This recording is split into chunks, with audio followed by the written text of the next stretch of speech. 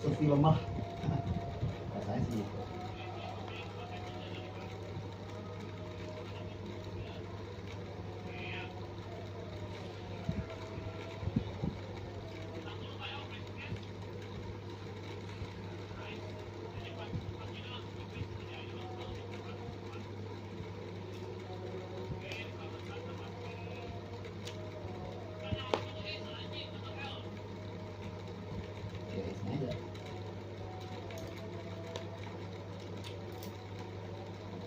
Ya masih kembali sih. Masih kembali.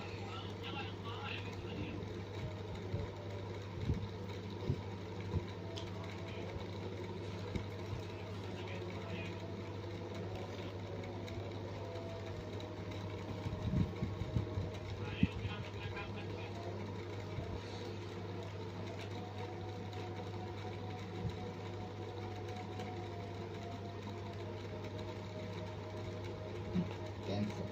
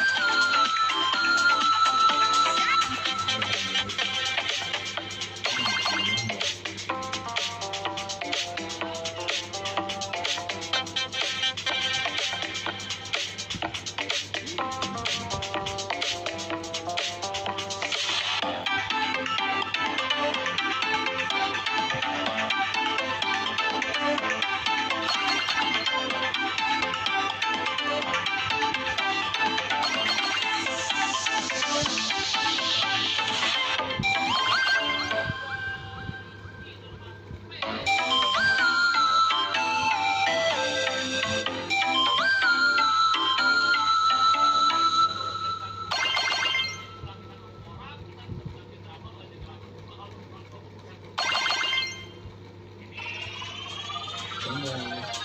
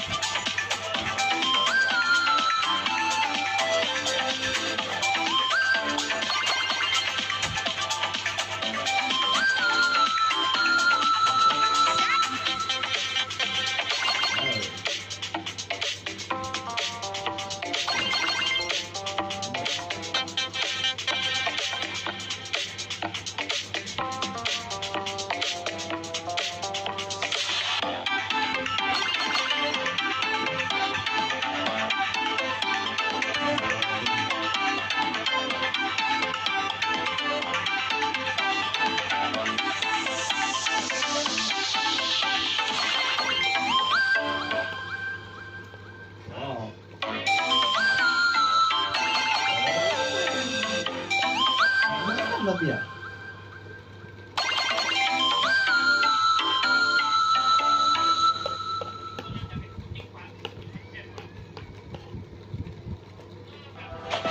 From the very beginning, Himeko never left Plain Arcadia. I summon Graphia, mother of Imogenesis. May she come forth and deliver us into the world in canvas. Blade, you sure about this? Whether as Yin Xing or as Blade, my journey has reached its end. I shall take veracity as my forge, and abundance as my iron. Die 1,000 deaths, and be transferred into oblivion. Let our undying flesh be the iron, and let death 1,000 times over be the hammer. Are you ready to turn your vengeance against your god? Just as you suspected, there is a 52% probability that Mr. Ryusuke was being used by Asad Pramod.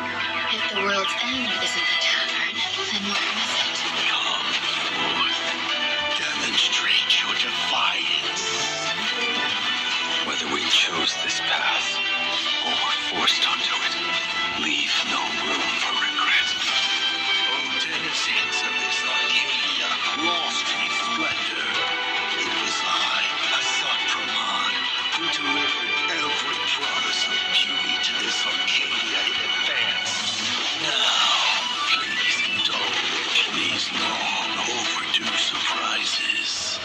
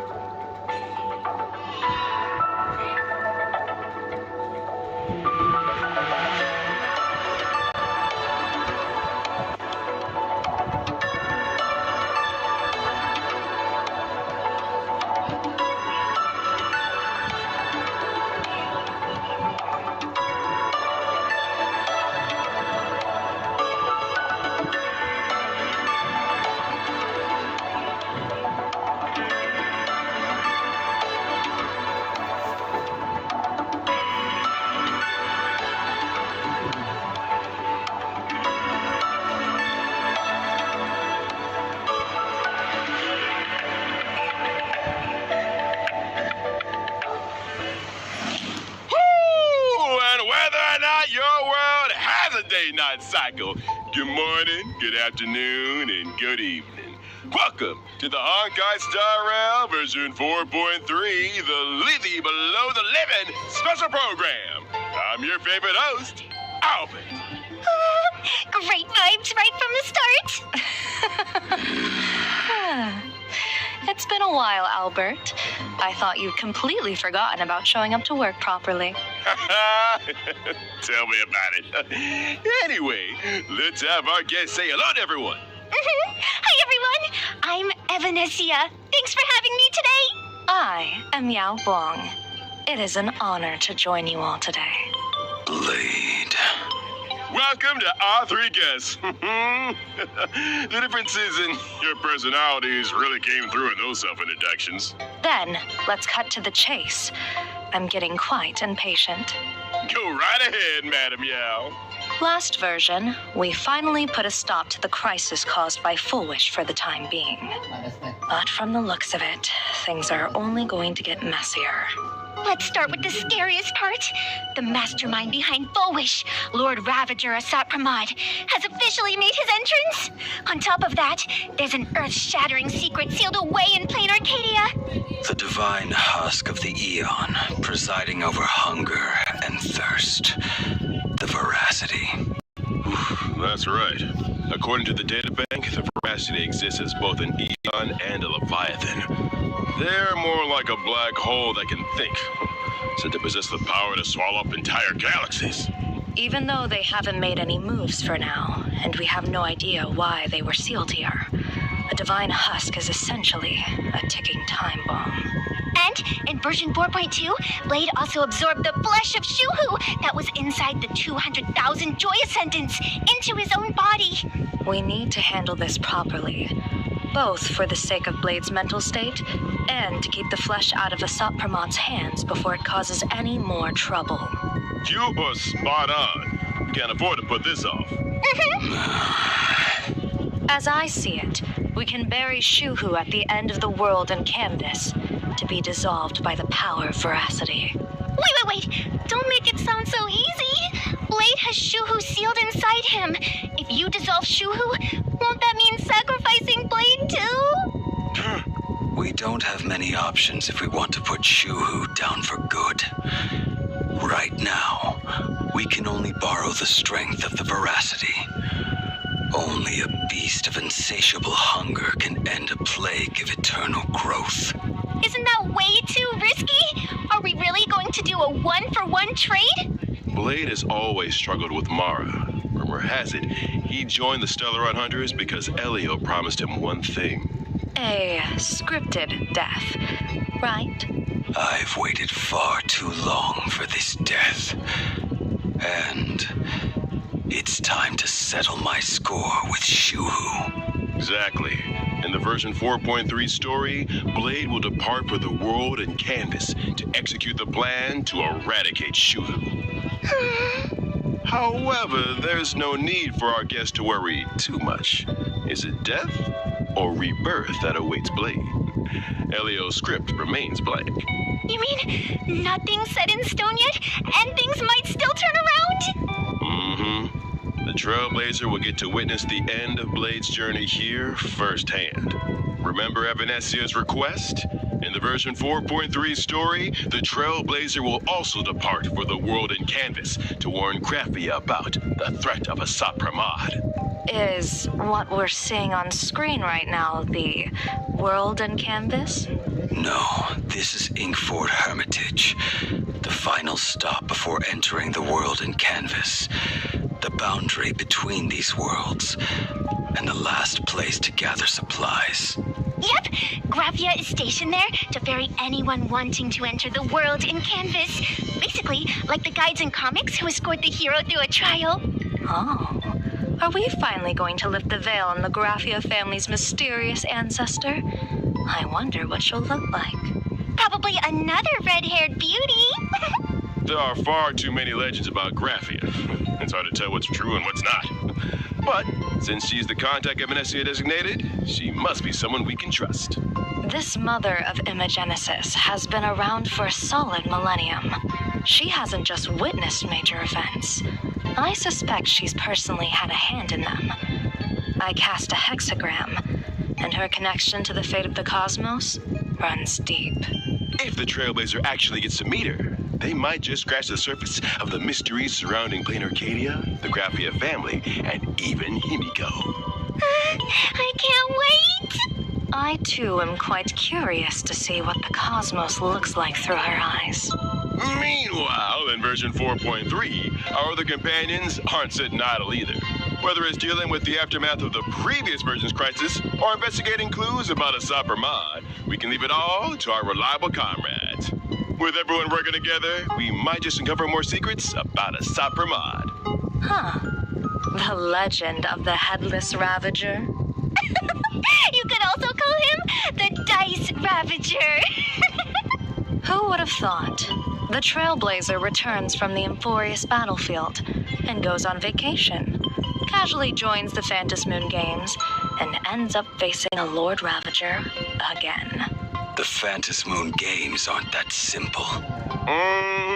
Maybe in this version, we'll even get to discover the true nature of the Phantasmoon Games from an Eon's perspective. Yay! We're finally getting the answers! I'll be following attentively.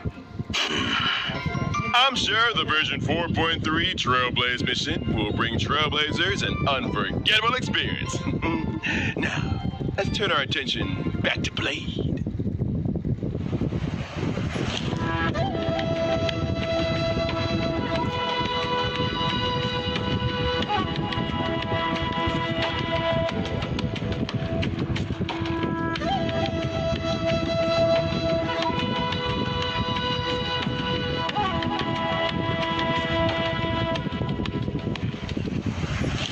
So, Blade, what are your thoughts on all that has happened up to this point?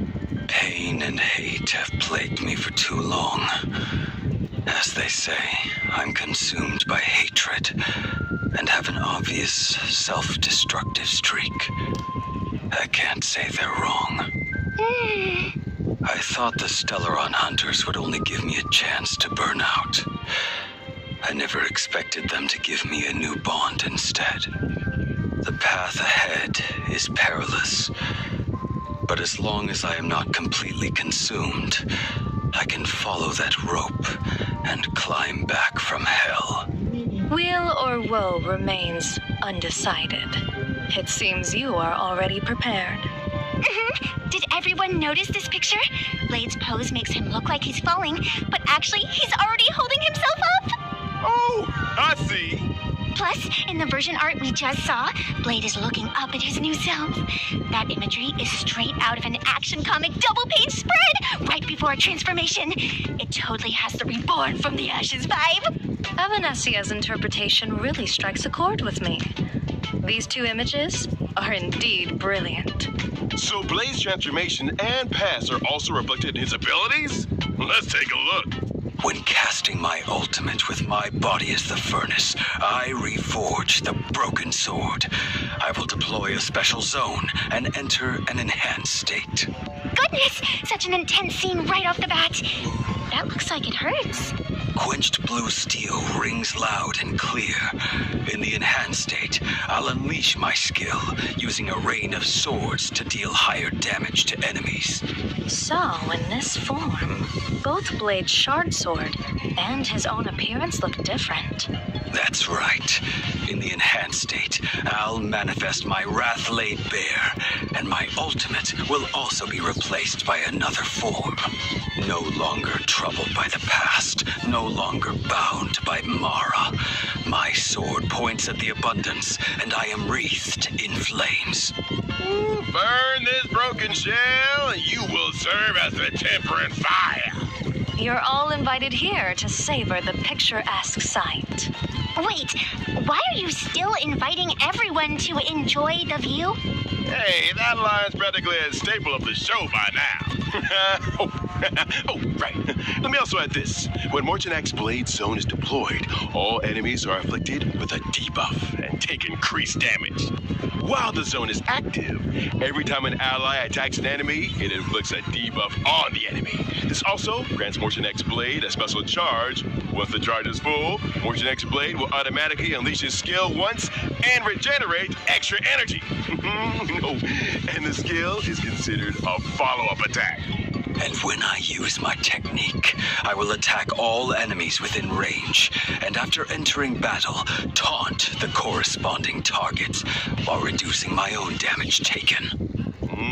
10,000 sorrows from one broken dream. Now, it's time to bring things to an end. How exactly will Blade's story unfold? You will just have to experience it for yourself in the game. Next, let's take a look at this version's banners.